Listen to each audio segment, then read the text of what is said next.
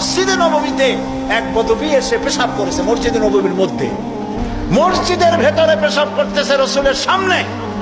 সাহাবায়ে কেরামদের চোখ মোটা হয়ে গেছে, ভাবখানায় এই রসুল পারমিশন দেন ওরে জম্মের মতো পেশাব করাই দেয়।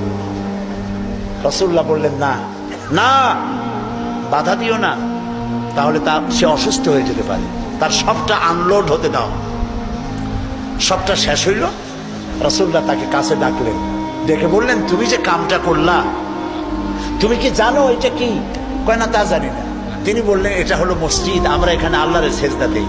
তোমার যখন এই কাজের দরকার হবে তখন বাইরে গিয়ে করবা। তোমাদের উপাসনালয় আছে না? কয় যে আছে। তো সেইখানে যদি এই কাম কেউ করে তাহলে তোমার কেমন লাগবে? এই কাজটা কখনো করবা না। লোকটি বলল, আমি তো শুনেছিলাম আপনি বাদশাহ, তা আমি এখন বুঝলাম আপনি বাদশাহ না। বাদশাহ হইলে যে কাম আমি করছি এতে তো আমার কল্লা এতক্ষণ গড়াগড়ি যাইতো, আপনি তো